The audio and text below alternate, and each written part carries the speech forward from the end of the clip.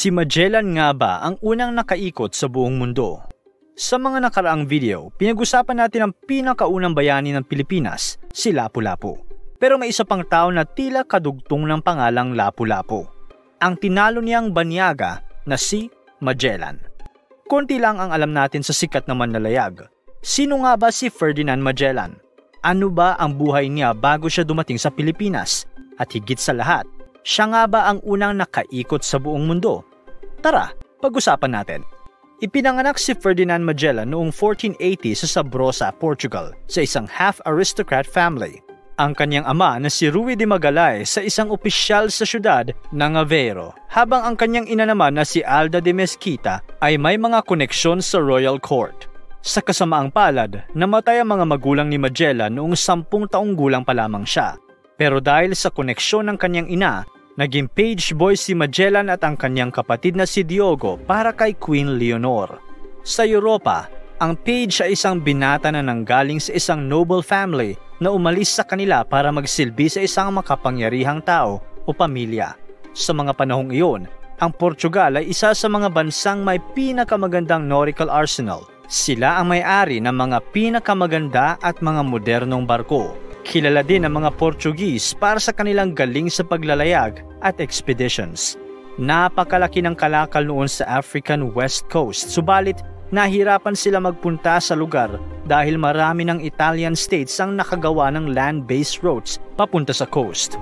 Kaya naman, naisipan nila na magpunta dito gamit ang dagat. Ang explorer na si Vasco da Gama ang nakahanap ng paraan papunta sa African coast nang dumaan siya sa Cape of Good Hope at tumungo sa tibok na bahagi ng India. Dahil dito, nagkaroon ng magandang relasyon ang Portugal at Indian Kingdoms na nakatulong sa kanilang pagkalakal. Ang mundong ito ang kinamulatan ng binatang Magellan. Nag-aaral siya tungkol sa cartography, astronomy at celestial navigation noong nagtatrabaho pa siya para sa Reyna. Nag-aral din siya ng map-making at explorations. Ang mga natutunan niya dito ang dahilan kung bakit naging matagumpay siya na explorer. Noong 1505, sumali si Magellan sa isang Portuguese fleet na papunta sa East Africa. Ilang taon ding nanilbihan si Magellan bilang isang manlalayag para sa Portugal. Noong 1509, sumali siya sa Battle of Diu, kung saan natalo ng mga Portuguese sa mga barko ng Egypt sa Arabian Sea. Matapos ang 2 taon, napuntahan din ni Magellan ang Malacca, na ngayon ay parte na ng Malaysia. Sinakop ng Portugal ang port ng Malacca at dito natagpuan ni Magellan ang kanyang alipin na si Enrique. Sa Battle of Azamor sa Morocco noong 1513, nahulog ang sikat na manlalayag mula sa kanyang kabayo at nagtamo siya ng sugat. Dito nanggaling ang kanyang maliit na pilay. Dahil nanalo sila sa labanan, maraming natanggap na spoil si Magellan at ang kanyang mga kasamahan. Pero sa kasamaang palad, dito din nanggaling ang kaso na nagpabago ng kanyang buhay. Pinagbintangan siya ng illegal trading matapos may mag-report sa kanyang superior na binebenta umano ni Magellan ang kanyang mga natanggap na spoils sa locals para kumita. Pero hindi ito totoo. Matapos ang malawakang investigasyon, napatunayang inosente ang sikat na manlalayag. Subalit dito nagsimulang maputol ang kanyang magandang relasyon sa hari ng Portugal. Sa mga panahong iyon, ang hari ng bansa ay walang iba kundi ang kapatid ni Queen Leonora, ang kanyang dating amo. Kahit inosente si Magellan, hindi nagustuhan ni King Manuel ang mga ibinintang sa kanya, kaya hindi siya pinaboran ng hari. Noong bumalik si Magellan mula sa expedition, humingi ito sa hari na lakihan pa ang kanyang sweldo dahil sa kanyang mga nagawa sa bansa. Pero hindi pumayag ang hari. Nang humingi siya ng pahintulot na sumali sa iba pang mga ekspedisyon ng Portugal, tinanggihan siya ni King Manuel. Sa mga panahong iyon, naramdaman na ni Magellan na hindi na pabor sa kanya ang hari. Gayunpaman, nagpresenta pa rin siya ng isang expedition papunta sa Spice Island. Kakaiba ang ruta na naisip ni Magellan. Maglalayag siya pakanluran papunta sa isla. Isang ruta na hindi pa nagagamit ng kahit sino man. Sa kanyang kalkulasyon, maaari silang makadiskubre ng ruta na mas mabilis pa sa dadaanan ng kanilang kariban, ang Espanya. Hindi pa rin pumayag ang hari, pero pinahintulutan niya itong magpresenta ng kanyang plano sa ibang mga hari o bansa at ito mismo ang kanyang ginawa. Nagpunta siya sa karibal ng Portugal at prinisenta ang kanyang plano kay King Charles I ng Spain. Agad na nagustuhan ng hari ang plano ni Magellan at pumayag siyang sustentuhan ito para sa Espanya.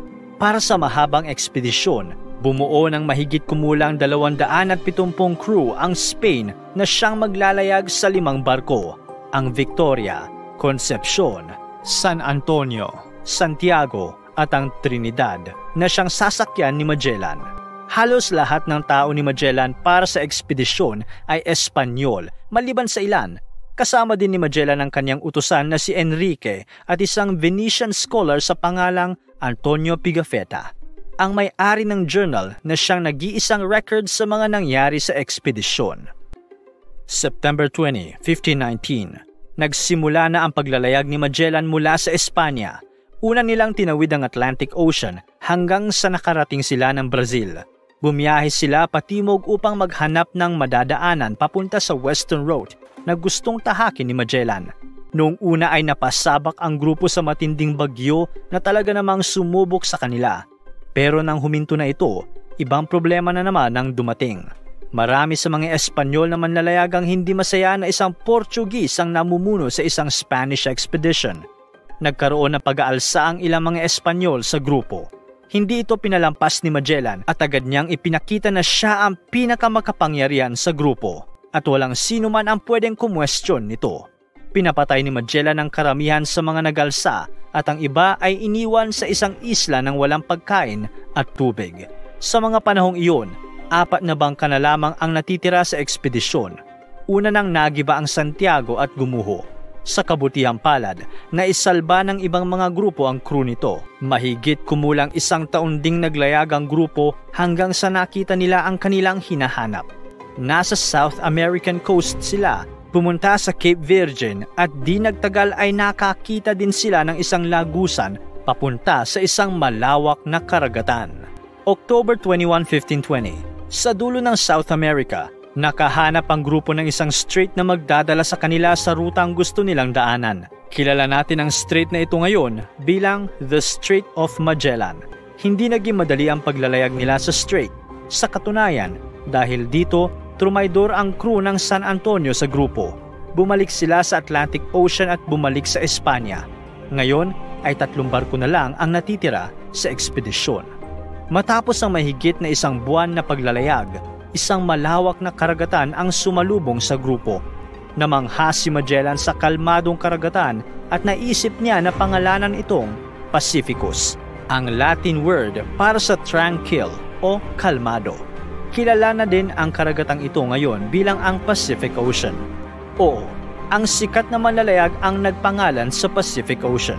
Sa mga panahong iyon, maliit lamang ang alam ng mundo tungkol sa kung ano ang makikita paglagpas ng South America. Kaya naman, inakala ni Magellan na mabilis lang ang pagbiyahe niya sa loob ng Pacific Ocean. Ang hindi niya alam, napakalawak pala ng karagatang ito. Sa katunayan, umabot sa 3 buwan ang kanilang pagtawid. Halos naubos na ang pagkain ng mga crew. Kumain na lang sila ng mga biscuit at may iba pa nga na nagluto ng mga nakita nilang daga sa mga barko. Noong March 1521, nakarating sila sa isla ng Guam at sa wakas ay nakakuha na din ng mga pagkain at iba pang supplies na kailangan nila. Noong March 16, 1521, natagpuan ng grupo ni Magellan ang Homonhon Island na ngayon ay kilala natin bilang Samar. Sa mga islang pinupuntahan ni Magellan, palagi siyang nakikipagkaibigan sa mga local leaders. Sa tulong ng kanyang alipin na si Enrique, nagbibigay siya ng mga regalo at ipaparating sa mga pinuno na dumalaw siya upang makipag-alyado. Maraming alam na lingwahe si Enrique, kaya naman napaka-importante niya sa mga ekspedisyon. Nang dumating si Magellan sa Cebu, agad niyang nakaalyado si Raha Humabon, isa sa mga pinuno ng mga isla sa Cebu. Nakumbinsi ni Magellan si Humabon at ang kanyang asawa na magpabinyag na Katoliko at niregaluhan niya ang mag-asawa ng isang Santo Niño. Dito unang nakilala ng mga Pilipino ang relihiyong Kristyanismo. Pumayag din si Humabon na mag-alay ng serbisyo at katapatan sa hari ng Espanya. Dahil madali lang niyang nakaalyado si Humabon, Inakala ni Magellan na magiging madali lang ang pagkumbinsi niya sa mga kalapit na isla. Diyan siya nagkakamali. Nagpunta siya sa isla ng Mactan at hinarap ang pinuno nila. Walang iba kundi si Lapu-Lapu.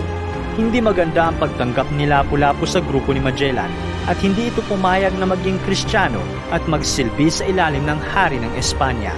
Nainsulto si Magellan sa ginawa ni Lapu-Lapu at sa mga sumunod na araw, nangyari ang Battle of Mactan.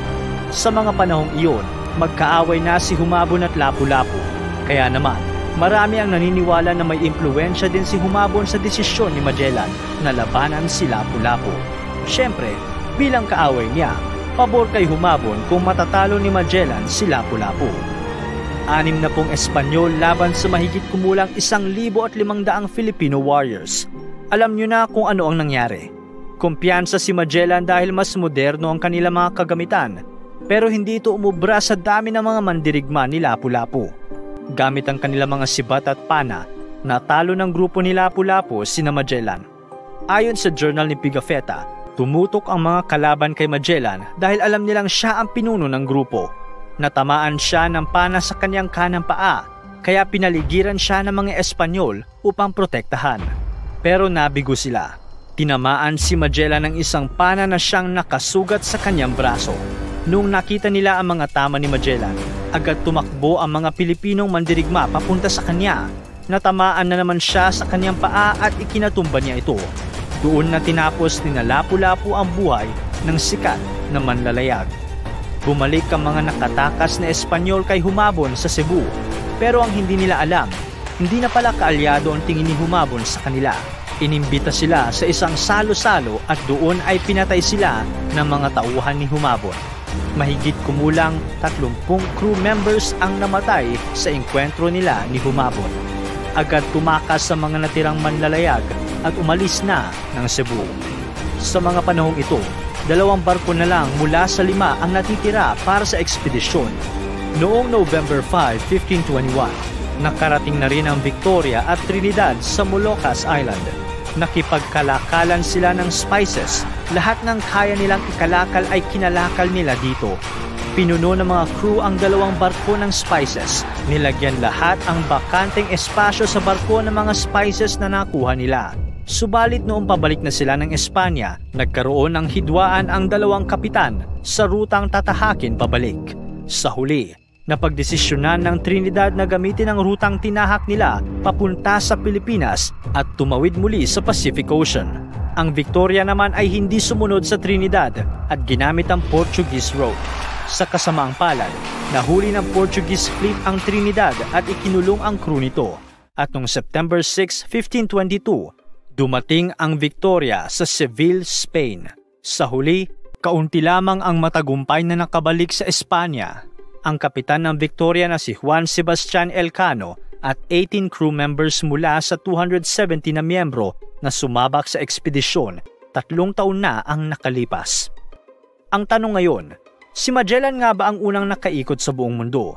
Siguro nahulaan nyo na base sa ating kwento. Hindi. Si Magellan ang pinuno ng ekspedisyon na unang nakaikot sa buong mundo, pero namatay siya bago pa ito matapos. May ilang eksperto ang nagsasabi na posibleng si Enrique ang alipin ni Magellan ang unang nakagawa nito. Noong namatay si Magellan, naging malaya na si Enrique. Posibleng nakatakas ito noong trinaydor sila ni Humabon at bumalik sa kanyang tahanan. Kung naunahan niya ang Victoria na magpunta pa sa Spice Island, maaaring si Enrique ang unang nakaikot sa buong mundo. Pero walang malinaw na ebidensya para dito. Ang alam ng marami, ang unang nakaikot ay sina Juan Sebastian Elcano at ang 18 crew members na sakay ng Victoria na nakabalik sa Espanya. Hindi man si Magellan ang unang nakaikot sa buong mundo, hindi na rin may pagkakailang impluwensya at legasiya na iniwan niya. Hindi lang sa Pilipinas, kundi pati na rin sa buong mundo. Nagustuhan niyo ba ang kwento ni Magellan? Ano ang mga bago niyong natutunan? Ano ang masasabi niyo sa kontribusyon ni Magellan sa buong mundo? Para tuloy-tuloy ang saya at kwentuhan, huwag kalimutan mag-subscribe sa Bubbly YouTube channel at pindutin ang notification bell.